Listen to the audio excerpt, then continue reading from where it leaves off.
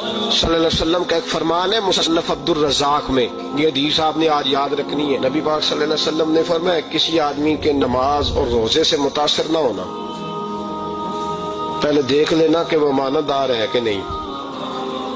کسی کے نماز روزے سے متاثر نہیں ہونا، پہلے دیکھ لینا کہ دیانت دار ہے کہ دیکھنا لوگوں کی جیبوں پہ کتنی نظریں ڈالتا ہے۔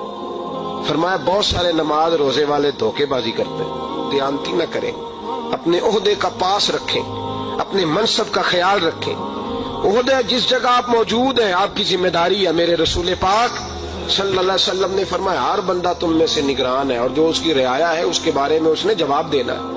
کبھی بھی بددیانتی نہ کریں۔ ہم لوگوں کا پہلے اعتماد حاصل کرتے ہیں، پھر اس اعتماد کو ٹھیس پہنچاتے ہیں۔ اس کا نقصان پتہ کیا ہوتا ہے؟ دنیا میں سب سے کمزور شخص وہ ہوتا ہے جس پر کوئی اعتبار نہیں کرتا۔ جس کا اعتماد ضائع ہو جائے وہ آدمی بکھر جاتا ہے۔ کبھی بھی دھوکہ دہی کی پالیسی نہ بنائیں۔ ہم لوگوں سے مفادات لینے کے لیے اپنے رویے میٹھے کرتے ہیں، اور جب کام نکل جاتا ہے پھر ہمارے رویے بدل جاتے ہیں۔ یہ دھوکہ ہے، یہ بددیانتی ہے۔ اس کو اللہ رسول نے پسند نہیں کیا۔ میرے نبی پاک علیہ السلام نے فرمایا جس میں تین باتیں پائی جائیں وہ تو منافق ہے۔ اگرچہ علماء کہتے ہیں یہاں منافق اعتقادی مراد نہیں، منافق عملی مراد ہے، لیکن حضور نے فرمایا منافق ہے۔ یا رسول اللہ کون؟ فرمایا وہ بندہ جب بات کرے تو جھوٹ بولے، جب وعدہ کرے تو مخالفت کرے، جب امانت رکھی جائے تو بددیانتی کرے، یہ تو بندہ منافق ہے۔ حضرت ابو نور علیہ رحمہ نے لکھا ہے، فرماتے ہیں محمود غزنوی کا دور تھا تو ایک آدمی محمود غزنوی کے پاس نا اپنا کیس لے کے آیا، مدعی بن کے آیا۔ اس نے کہا بادشاہ میرا کیس بڑا نرالا ہے۔ بادشاہ سلامت نے کہا وہ کس طرح؟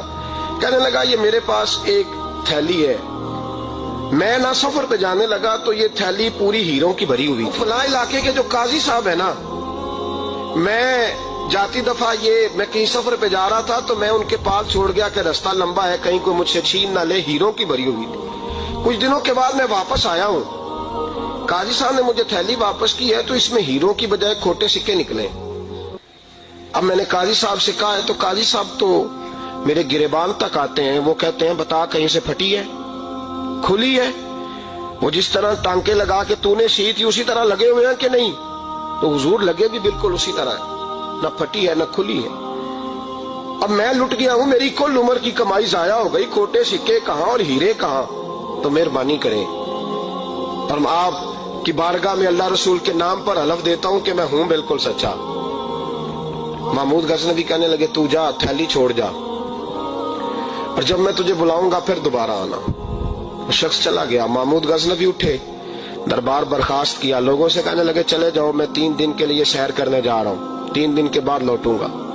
اکیلے جب رہ گئے نا محمود دربار میں تو محبوب نے چھری منگائی۔ وہ جس تخت پہ بیٹھتے تھے وہاں گدا بچھا ہوا تھا، یہ گدا پڑا ہے نا، وہ گدا بچھا ہوا، تو محمود نے چھری کے ساتھ اس کو پھاڑ ڈالا اور چھری جیب میں رکھی نکل گئے۔ کہنے لگے میرے بعد کوئی میرے دربار والے احاطے میں داخل نہ ہو۔ محمود چلے گئے۔ اب وہ صفائی کرنے والا جب آیا نا، اس نے آ کے دیکھا تو گدا تو پھٹا ہوا ہے۔ اس نے شور ڈال دیا، پہرے دار بھی آ گئے، فلاں صاحب بھی آ گئے، فلاں صاحب۔ اس نے کہا وہ خدا کے بندو اس کا گدا پھٹ گیا ہے، وہ تو مار ڈالے گا۔ اس نے کہا تھا سوائے صفائی اور نگرانی والے کے دوسرا آئے کوئی نہ، اور یہاں آیا بھی کوئی نہیں، پہلے دن ہی پھٹا ہوا ہے تو لٹکا دے گا سب کو، کیا کریں؟ شور ہو گیا، سارے دربار کے ملازمین اکٹھے ہو گئے۔ ایک بندہ بولا، کہنے لگا فکر نہ کرو، میں کیسے بندے کو جانتا ہوں، اس طرح سیے گا کہ جس نے پھاڑا ہوگا اسے بھی پتہ نہیں چلے گا کہاں سے پھٹا تھا، ایسا بہترین رفو کرے گا کہ پتہ بھی۔ اس نے کہا یار ہم سارے 1 مہینے کی تنخواہ دیتے ہیں، تو بندہ بلا۔ وہ بلا لیا اس کو، اس کا نام محمد رفو گر تھا۔ وہ آیا، اس کو گدا دکھایا، اس کا یار اس طرح سینہ پتہ نہ چلے۔ اس نے کہا فکر ہی نہ کرو، میں بڑا کاریگر ہوں۔ بڑے بڑے کاریگر لوگ نہیں ہمارے ملک میں پائے جاتے، کوئی نشان چھوڑتے ہیں پیچھے؟ بڑے کاریگر کا پیسے ہونے چاہیے، بڑے بڑے کاریگر بندے۔ آپ یقین کریں ایسا ایسا فلسفہ، یہ عمرہ عبادت ہے نا، سرکار دو عالم صلی اللہ علیہ وسلم کی بارگاہ کی حاضری بڑی نعمت ہے نا۔ تو سعودی گورنمنٹ نے پابندی لگا دی، خیر ان کی بھی زیادتی ہے، اس طرح کی پابندیاں شریعت اسلامیہ میں جائز نہیں۔ اللہ کے گھر مسلمان جب چاہے جا سکتا ہے، لیکن وہ کہتے ہیں جی 2000 ریال دے جس نے 2 سال بعد بھی آنا ہے۔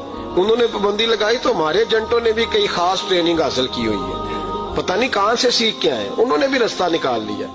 ایک سال سے میں نے کہا کہ جناب وہ 2000 ریال لگ گیا تو کیا کرنا ہے؟ کہنے کوئی مسئلہ نہیں، پاسپورٹ نواں بنوا لو، گنجائش ہے، یعنی ہر شے کا حل ہے۔ تو میں نے کہا یار اب عمرہ کرنے جاتے وقت بھی بندہ دھوکہ دے کے جائے، اللہ کے گھر جاتے وقت بھی اس طرح کی حرکت کرے، کیا حال ہو گیا؟ ہر چیز کا لوگوں نے حل نکال لیا، ہر چیز کا لوگوں نے سٹائل بنا لی۔ ایسا نہ کریں، یہ درست نہیں۔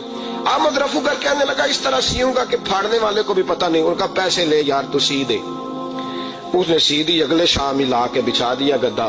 تیسرے دن بادشاہ سلامت آئے، آ کے پہلی نظر گدے پہ ڈالی، اس نے بلایا سب ملازمین کو، کہا کس نے سیا ہے؟ کہا جناب کیا ہوا؟ کہا یہ پھٹا ہوا تھا۔ کس نے؟ کہا نہیں پھٹا ہی نہیں۔ وہ کہنے لگے بنو بات میں خود پھاڑ کے گیا تھا، تو بتاؤ صحیح سیا کس نے ہے؟ کہا جناب آپ پھاڑ کے گئے تھے تو بتایا کیوں نہیں؟ فرمانے لگے اسی لیے تو بتایا نہیں تھا کہ تم خود تحقیق کر لو، بلاؤ بتاؤ سیا کس نے۔ تو بلا لیا، احمد رفو گر آ گیا۔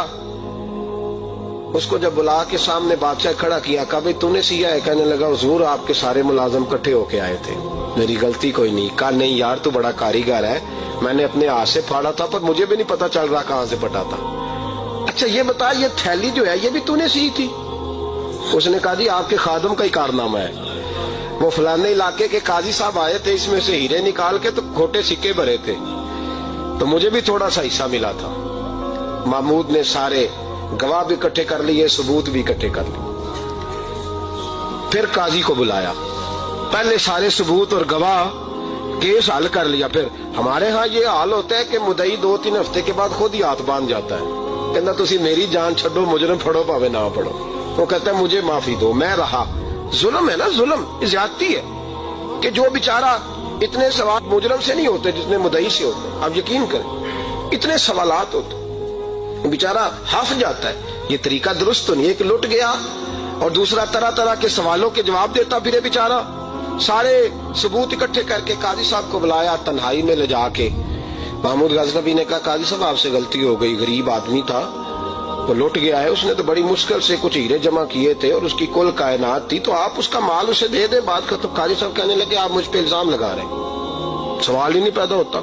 آپ میری داڑھی دیکھیں، آپ میرا اعزاز دیکھیں، دنیا جانتی ہے میں اس کا۔ قاضی صاحب انسان بھول ہی جاتا ہے، بندہ بھول جاتا ہے، غلطی ہوگی، مال نے کہا نہیں کہا میں تنہائی میں پوچھ رہا ہوں، میں اس وقت پوچھ رہا ہوں جب دوسرا موجود کوئی نہیں، آج توبہ کر لے، میں کچھ نہیں کہوں گا، تو میری زبان پہ اعتبار کر، تجھے پتا ہے میں جو کہتا ہوں اس پہ عمل بھی کرتا ہوں، باز آ جا۔ پر قاضی نے کہا نہیں میری غلطی کوئی نہیں۔ محمود نے پھر بڑے دربار میں بلا لیا، مجمع عام میں۔ مہلت کے دنوں میں جو توبہ کر لے وہ بچ جاتے ہیں، لیکن لوگ رسوائیوں کے دنوں میں پھر واپس لوٹتے ہیں اگلا گھر دیکھ کے، پھر حالات اور طرح کے ہو چکے ہوتے ہیں۔ جب بڑے دربار میں قاضی کو بلایا، بھائی تو مانتا ہے کہ نہیں؟ اس نے کہا نہیں۔ تو کہا بلاؤ احمد رفو گر کو۔ جب احمد رفو گر آیا تو بوڑھے قاضی کی ٹانگیں کانپنے لگی، جملے ٹوٹنے لگے، لفظ زمین پر گرنے لگے، بات صحیح نہیں ہوتی، زبان لڑکھڑانے لگی۔ محمود کہنے لگے قاضی میں نے تجھے کہا تھا وہاں مان جا بات، اب بڑے دربار میں بول۔ جب قاضی صاحب کی گردن خود بخود جھک گئی تو دنیا سمجھ گئی، کہا نکل جا میرے دربار سے۔ محمود بولے نکل جا، اتنی تجھے عزت دی، اتنی بڑی تنخواہ دی، قاضی بنایا، اور یہ چھوٹی سی رقم کے لیے، تھوڑی سی رقم کے لیے تو بددیانت ہو گیا، چل چلا جا، نکل۔ قاضی دربار سے نکلا تو لوگ لعنتیں برسانے لگے۔ کل جو دکانیں چھوڑ کے سلوٹ کرنے آتے تھے وہ کہنے لگے اس کی عمر دیکھو، اس کے کام دیکھو، دیکھو اس نے کیا کیا۔ گھر گیا، بچے جن کے لیے پاپ کمایا تھا، جنہاں لی تو پاپ کمائے ہن کتھے نہیں ہو تیرے کر دے۔ وہ بچے کہنے لگے ابا جی ہم تو سکول مدرسہ جانے کے قابل نہیں رہے، امید تھی کہ بیوی ساتھ دے گی۔ وہ کہنے لگی میں میکے کیسے جاؤں گی، گلی کی عورتیں طرح طرح کی باتیں بناتی ہیں۔ اور بھائی کامیابیوں کے بڑے سربراہ ہوتے ہیں، کوئی کامیاب ہو جائے تو سارے کہتے ہیں میری سپورٹ سے ہوا ہے، ناکامیاں ہمیشہ یتیم ہوتی ہیں، ناکامیوں کا کوئی سربراہ نہیں ہوتا۔ جب تک تو قاضی تھا تو بڑے بات تھی، ہر بندہ کہتا تھا رشتہ دار ہے، رسوائی ہو گئی تو وہ تیری آنکھ ہو یا سنگ ملامت کی چبھن، کون پہنچا ہے میرے درد کی گہرائی تک، دور شہرت میں تو یاروں نے کیا یاد بہت، ساتھ آیا نہ کوئی کوچے رسوائی تک۔ اور میاں صاحب کہنے لگے ساری عمر ہی آٹا گد ہے، میں لکھاں کیتے نہیں پیڑے، اب وقت آیا ہی تے محمد بخشا کوئی نہیں ہوں بیٹھا نیڑے، حالات ہی بدل گئے۔ قاضی خاموشی سے اندر چلا گیا، اپنی رسوائی سمیٹ کے بستر پہ لیٹا۔ نہ روٹی کی بھوک لگی، نہ پانی کی پیاس لگی، نہ نیند آئی، ساری رات تڑپتا رہا۔ سویرے گھر والوں نے دروازہ کھولا تو روح پرواز کر گئی تھی، دنیا چھوڑ گیا۔ حضرت ابو النور علیہ رحمہ بولے، فرمانے لگے یاد رکھو کبھی بددیانتی نہ کرنا، کبھی۔ یہ تو محمود غزنوی کی عدالت تھی، قیامت میں رب کریم کی عدالت لگے گی۔ اور فرمایا وہاں تو گواہی دینے والا احمد رفو گر تھا، قیامت میں تو تمہارے اپنے ہاتھ پیر گواہیاں دیں گے، ہمارا اپنا وجود گواہی دے گا۔ اور فرمایا یہاں تو لعنتیں دنیا دار برساتے تھے، وہاں فرشتے ہوں گے۔ اور قاضی کو تو موت آ گئی تھی، قیامت میں تو دوبارہ موت بھی کوئی نہیں آئے گی، وہاں تو رہنا ہے اور سہنا ہے۔ بددیانتی معاشرے میں، اتنی بددیانتی ہر جگہ۔ اس معاشرے کا بھی کچھ بنے گا جہاں دوائی بھی خالص نہ ملے، جہاں دوائی میں بھی بددیانتی ہو۔ لوگ اپنے بچے کو آکسفورڈ یونیورسٹی میں پڑھانے کے لیے غریبوں کے بچوں کے رگوں میں جو دوائی اتارے وہ بھی 2 نمبر۔ اتنا بڑا بھی کوئی بددیانت معاشرہ ہوتا ہے کہ لوگ یہاں تک دھندا کریں، یہاں تک کہ لوگ لوگوں کی زندگیوں سے کھیل جائیں اور ہمیں احساس تک نہ ہو کہ کوئی مر جائے گا، کوئی ڈوب جائے گا، کیا بنے گا۔ اور جس نے وہ رجسٹر کی دوائی کی، اس نے 2-4 لاکھ روپیہ لیا اور اس نے یہ نہیں سوچا کتنے انسان میری وجہ سے مریں گے۔